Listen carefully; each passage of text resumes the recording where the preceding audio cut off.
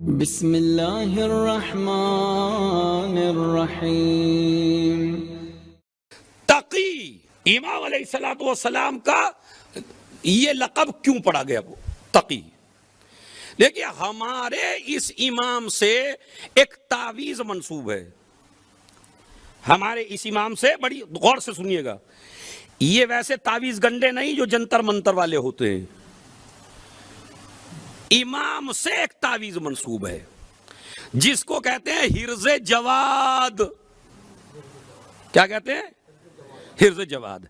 حرز عربی زبان کا لفظ ہے، حرز کا مطلب ہے بچانے والی چیز، یعنی خطروں میں اپنے ساتھ آپ ایسی چیز لے کر چلیں کہ جو آپ کو خطروں سے بچا سکے، اسے عربی میں حرز کہتے ہیں۔ ایک ہوتا ہے ورود، کیا ورود، سمجھ رہے؟ ورود، ورد، اگر کسی چیز کو آپ زیادہ پڑھنے لگے تو اسے ورد کہتے ہیں۔ مثلا سورہ الحمدی آپ زیادہ پڑھنے لگے، سورہ انا انزلنا زیادہ پڑھنے لگے تو یہ ورد ہے۔ لیکن حرز یعنی کوئی چیز اپنے بچاوے کے لیے، اپنے بچانے کے لیے اپنے پاس رکھیں۔ یہ حرز جواد یعنی ایک دعا ہے امام علیہ السلام کی۔ یہ دعا مفاتیح الجنان میں موجود ہے۔ ہر مسلمان کو، ہر شیعہ کو اپنے ساتھ یہ رکھنی چاہیے، ضروری ہے۔ اگر شر سے بچنا چاہیں، مصیبت سے بچنا چاہیں، دشمنوں سے بچنا چاہیں، حاسدوں سے بچنا چاہیں، رزق کی تنگی سے بچنا چاہیں، تکالیف اور مرض سے بچنا چاہیں تو اس کو چاہیے حرز جواد رکھیں۔ اور آیت اللہ خوئی علیہ الرحمہ نے تو یہاں تک بیان فرمایا کہ اگر کسی کے پاس چاندی ہو تو لکھوا کے چاندی میں رکھ لے اور اسے اپنے ساتھ رکھ لے۔ سونے میں بھی کرا کے رکھ سکتا ہے چونکہ سونے سے بھی قیمتی ہے۔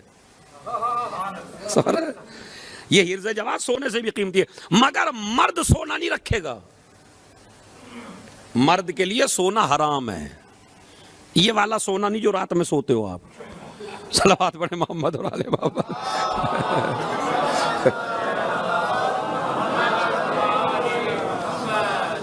آیت اللہ بہجت سے بھی جب کسی نے پوچھا، کسی خاتون نے، یوٹیوب پہ چیک کر لیجئے، ابھی جائیے کیونکہ میں ہوا میں پڑھنے کا عادی نہیں ہوں، یوٹیوب پہ چیک کر لیے، حرز جواد کے بارے میں پوچھا۔ ایک خاتون نے پوچھا آیت اللہ بہجت سے کہ مجھے رات کو سوتے سوتے ڈر لگتا ہے، یا میرے بچے سوتے سوتے اٹھ جاتے ہیں، ڈرتے، ہمارے ساتھ بھی ہوتا ہے، ڈر گئے اٹھ گئے، بے چین ہو جاتی ہوں، مجھے نیند نہیں آ جاتی۔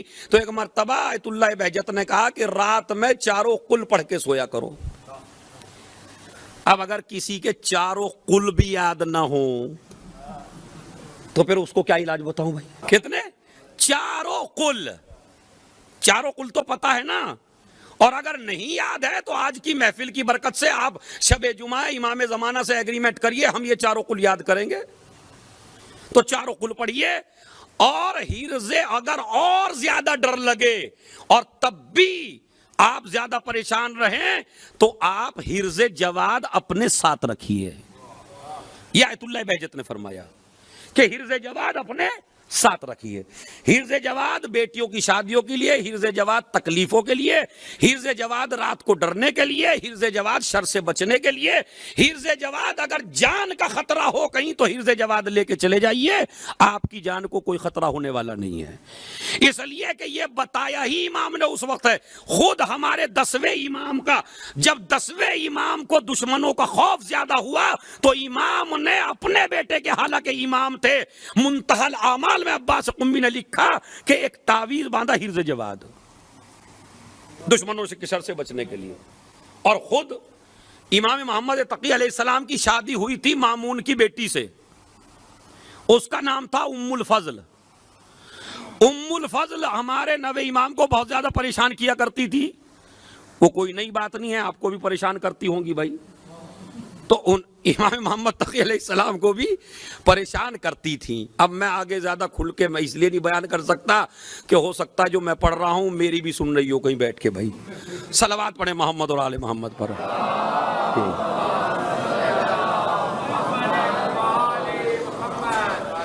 تو ام الفضل بہت زیادہ پریشان کرتی ہے، ہمیشہ باپ سے شکایت کرتی ہے، ادھر کوئی مسئلہ ہوتا ہے باپ سے شکایت کرتی ہے۔ یاد رکھیے میری ماں بہنوں جو میری تقریر سننے آئی ہو، میری ماں بہنوں آج شب جمعہ میں ولادت جناب علی اصغر کی رات میں اور امام جواد کی اس محفل میں آئی ہو تو اپنے نوے امام کی زندگی سے یہ واقعہ لے کے جاؤ، جو عورت اپنے شوہر کی بات اپنے میکے میں جا کے بتائے گی اس کا گھر کبھی آباد ہونے والا نہیں ہے۔ یہ سبق لیجئے، شوہر سے کس کی لڑائی نہیں ہوتی، بس ٹھیک ہے شوہر نے تمہیں کچھ کہہ دیا، آپ نے شوہر کو کچھ کہہ دیا، اس لڑائی کو تیسرے کو پتہ نہ ہونے دیجئے تاکہ محبتیں قائم رہیں۔ جہاں تیسرے کو آپ نے بتایا پھر یہ گھر کبھی بسنے والا، اور وہ ماں باپ جو لڑکی کی طرفداری کرتے ہیں اور داماد کی بات سننے کو تیار، جو بیٹی نے کہہ دیا وہی حرف آخر ہے، تو وہ گھر بھی کبھی آباد نہیں ہوتا۔ سسرال والوں کو چاہیے سائیڈ ہمیشہ داماد کی لینی چاہیے انہیں، تب جا کے گھر آباد ہوتا ہے۔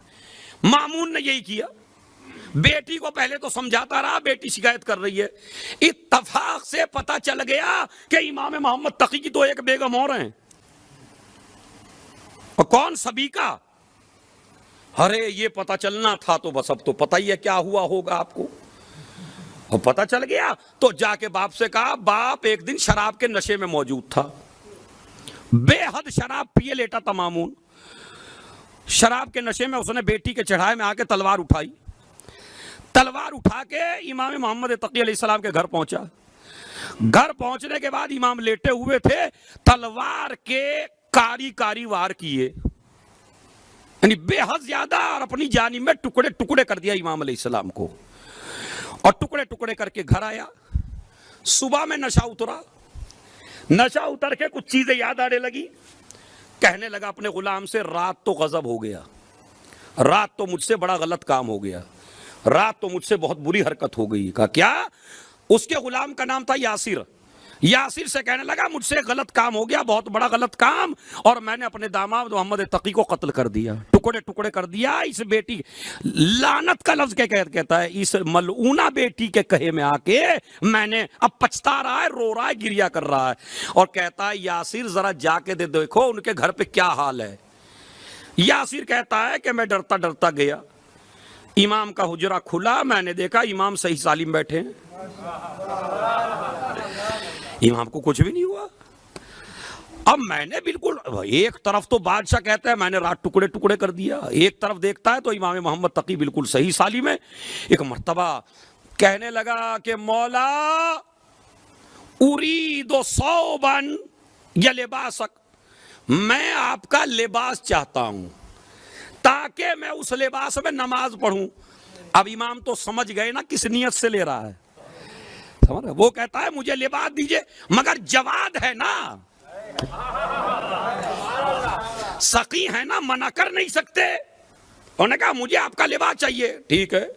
امام نے لباس دیا، لباس کو چاروں طرف سے دیکھنے لگا، ایک بھی تلوار کا نشان نہیں ہے، کچھ بھی زخم کا نشان نہیں ہے۔ لباس لے کے پہنچا، مامون رو رہا تھا، کہا رونے کی ضرورت نہیں ہے۔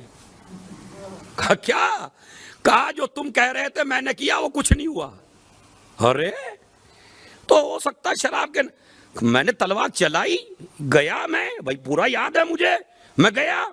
خیر 2-3 دن کے بعد امام کو بلوا لیا، امام آ گئے، کہنے لگا میں معذرت چاہتا ہوں، معافی چاہتا ہوں، یہ بتاؤ میں نے کیا تلوار چلائی تھی؟ امام نے کہا ایک تلوار نہیں چلائی تھی، تم نے تو کئی تلواروں کے وار کیے تھے، اور تم نے اپنی جانب میں مجھے قتل کر دیا تھا، قتل کر ڈالا۔ تو انہوں نے کہا وہ کون سا راز ہے کہ میں نے تلوار چلاتا رہا، میں سمجھا ٹکڑے ٹکڑے ہو گیا، مگر تمہارے جسم پہ نشان نہیں ہے۔ ایک مرتبہ امام نے اپنے گلے میں وہ دعا دکھائی جسے حرز جواد کہتے ہیں، کہا جس کا بچانے والا خدا ہو۔ تو یہ بتائیے کتنے بڑے ظالم سے امام کو بچایا، اور یہ حرز جواد کوئی ایسا نہیں ہے کسی مولوی کا بتایا ہوا تعویذ ہے، یہ خود ہمارے نوے امام کا تحفہ ہے جو قوم کے لیے ہے۔ بڑے بڑے مجتہدین اس کو اپنی انگوٹھی میں پہنتے ہیں، بڑے بڑے مجتہدین اپنے ساتھ رکھتے ہیں، اس کو رکھنا چاہیے حرز جواد کو، یہ کوئی ویسا تعویذ نہیں ہے۔ مفاتیح الجنان میں موجود ہے، منتہم الاعمال میں موجود ہے، بہار الانوار میں موجود ہے، مفاتیح الجنان میں تو دیکھیے باقاعدہ بنا ہوا ہے، کئی مختلف دعا ہیں، تو وہ دعا انشاءاللہ ابھی تو وقت نہیں ہے میرے پاس ورنہ میں بتاؤں گا، اور اس کو اگر لکھوانا بھی چاہیں آپ تو بہتر ہے ہرن کی کھال پہ لکھا جائے، چاندی میں کروا لیجئے، پاکیزہ قلم سے لکھیے، قبلہ رخ ہو کے لکھ لیے، باوضو ہو کے لکھیے، یہ حرز جواد تمام پریشانیوں کا، تمام مصیبتوں کا حل موجود ہے اس کے اندر۔ اور جب کسی نے آ کے کہا مولا امام منطقی مولا میرے دشمن زیادہ ہیں، میں تکالیف میں مبتلا ہوں، امام نے اسے یہ لکھ کے دیا کہ آج کے بعد تجھے کوئی پریشان، تو بھوک پریشان کرے، رزق کی تنگی پریشان کرے، کسی کے شر سے پریشان ہو، تو حرز جواد کا یہ واقعہ ہماری تمام کتابوں میں موجود ہے، معتبر ترین ہے، یوٹیوب بھی چیک کر لیجئے تو علماء کے مختلف بیان اس کے اوپر آپ کو مل جائیں گے، حرز جواد۔ تو لہذا تقی اس لیے بھی کہتے ہیں کہ دشمن نے قتل کرنا چاہا لیکن امام بچ گئے، تو ایک تو وجہ اپنے کو بچا کے رکھا ہے، ایک اللہ نے بچایا، یہ ہو گیا تقی۔ اب آپ یہ بتائیے جب مجھے 1 گھنٹہ لفظ تقی پہ بولتے وہ ہو گیا تو اب لفظ جواد پہ کتنی دیر بولوں میں، اور پھر ہسٹری کب پڑھوں میں؟ تو ابھی سنیے، ابھی تقی کو یہیں چھوڑتے ہیں، لفظ تقی کو۔ اب آئیے جواد، عربی گرامر کے لحاظ سے جواد کسی بھی امام کا لقب نہیں ہے، خدا کی قسم، اماموں میں بھی جس امام کو یہ لقب ملا خالی نوا امام، اور کسی کا لقب جواد نہیں ہے۔ یہ الگ مسئلہ ہے کہ اگر کوئی اور ہوتا امام کے زمانے میں، مثلا 5واں امام ہوتا نوے کے زمانے میں تو وہ بھی جواد ہوتا، اور یہ نوا اگر 5ویں کے زمانے میں ہوتا تو یہی باقر ہوتا، لیکن سب میں ایک سی صفتیں موجود ہیں۔ سخاوت آل محمد کی ایک شان ہے، سخاوت، علی کریم، حسن کریم، حسین کریم، اہل بیت کا گھرانہ ہی کریم ہے، مگر جواد کا لقب آپ کو کسی امام کا بھی نہیں ملے گا۔ جواد کے معنی کیا ہے؟ دیکھیے، ایک ہوتا ہے سخی، ایک صلوات پڑھیے تو میں آپ کو سمجھاؤں، ایک ہوتا ہے سخی، ایک ہوتا ہے بخیل، ایک ہوتا ہے لئیم، ایک ہوتا ہے کریم، ایک ہوتا ہے جواد۔ اب یہ ڈگریاں ہیں۔ سخی کسے کہتے ہیں؟ خود بھی کھائے دوسروں کو بھی کھلائے، اسے کہتے ہیں سخی۔ بخیل کسے کہتے ہیں؟ خود کھائے دوسروں کو نہ کھلائے۔ اور میرے امام نے تو، تمہارے پہلے امام نے تو بخیل کی عجیب سی تعریف کی، اس میں تو ایسا لگے جیسے ہم ساری بخیل ہو گئے۔ کیا کہ بخیل کون ہے؟ ابخل الناس من بخل بالسلام، سب علی کی نظر میں سب سے بڑا بخیل وہ ہے جو مومن کو دیکھ کے مومن کو سلام نہ کرے، انتظار کرے کہ مجھے کریں۔ سمجھ رہے؟ تو بخیل ہے۔ بخیل جو خود کھائے دوسروں کو نہ کھلائے۔ لئیم جو نہ خود کھائے نہ کسی کو کھانے دے، ایسی بھی کیٹیگری ہیں، نہ خود کھائیں نہ دوسروں کو کھانے دیں۔ اس سے اوپر تھوڑا سا ہے بخیل، خود کھا لے دوسروں کو نہ کھلائے۔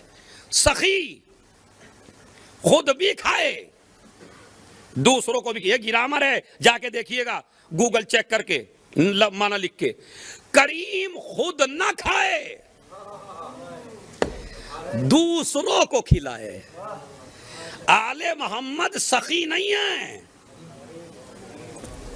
آل محمد کریم ہے، یہ خود نہیں کھاتے دوسروں کو کھلاتے ہیں۔ اب سب سے بڑا درجہ کریم، مگر کریم سے بھی بڑا درجہ جواد۔ کیا؟ جو مانگنے سے دے اسے کریم کہتے ہیں، جو بے مانگے جھولی بھر دے اسے جواد کہتے ہیں۔ بات سمجھ رہے؟ اس لیے ہمارے امام کا لقب ہے جواد، بغیر مانگے۔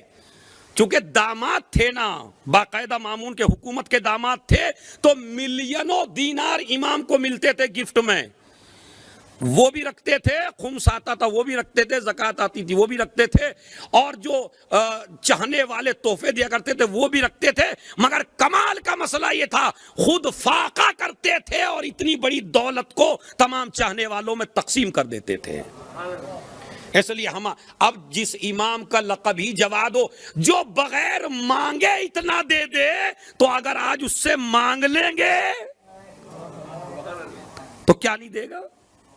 یہ امام جواد، خدا کی قسم بچپن کا امام علی رضا علیہ السلام حج پہ گئے کعبے کی زیارت کرنے، محمد ابن میمون ایک شخص ہے وہ کہتا ہے میں گیا، جواد سن لیے بس جواد، میمون کہتا میں گیا امام رضا کے پاس، میں نے کہا مولا رضا میں نابینا ہو گیا ہوں، مجھے آنکھوں سے دکھائی نہیں دیتا۔ کہا ٹھیک ہے تمہیں دکھائی نہیں دیتا، کیا کروں پھر میں؟ اب یہ نہیں کہتا مولا رضا سے دعا کر دیجئے، کہتے نہیں اپنے بیٹے جواد کے نام خط لکھ دیجئے، میں ان سے شفا لے لوں گا۔ میرا امام بڑا خوش ہوا، خوش ہو کے خط لکھا، ابھی گہوارے میں ہے نوا امام مدینے میں، امام ہے مکے میں، خط لکھ دیا اپنے بیٹے کے نام، یہ نابینا شخص لے کے چلا۔ اب دیکھیں خود بھی دے سکتے تھے شفا، مگر لوگ سمجھ رہے ہیں ان کے بعد کوئی امام نہیں ہے، تو اس لیے مکے سے مدینے بھیج رہے ہیں نابینا کو۔ نابینا گیا، کہتے ہیں میں دروازے پہ پہنچا، امام اپنے گہوارے میں لیٹے ہوئے تھے، بالکل شیر خوار تھے، ان کا غلام موفق جس کا نام تھا وہ کھڑا ہوا تھا۔ ایک مرتبہ جیسے ہی میں پہنچا اور میں نے سلام کیا اور امام نے جواب دیا گہوارے سے، تو میرے امام نے کہا میمون بتاؤ تمہاری آنکھوں کا کیا حال ہے؟ ارے اس بچے کو کس نے بتایا میری آنکھیں خراب ہیں؟ اور میں اس لیے آیا ہوں، کہا وہ خط لے کے آؤ، وہ خط لیا، امام کو دیا، غلام نے، ابھی شیر خوار ہے امام جواد، خط کو لیا، خط کو لے کہا ادھر آؤ محمد ابن میمون، محمد ابن میمون کو بلایا، اپنا ننھا سا ہاتھ اٹھایا، اٹھا کے آنکھوں پہ پھیرا، کہا اب دیکھو دنیا کو۔ وہاں سے یہی مسئلہ جو امام جواد کے ساتھ ہے، یہی مسئلہ ہے باب الحوائج علی اصغر کے ساتھ۔ 4 باب الحوائج ہیں، ایک باب الحوائج علی اصغر، ایک باب الحوائج ابو الفضل عباس، ایک باب الحوائج موسیٰ بن جعفر۔ یہ موسیٰ بن جعفر ہے، ہمارا امام باب الحوائج ہے، اور ایک باب الحوائج جناب عباس کی ماں ام البنین۔ اللہ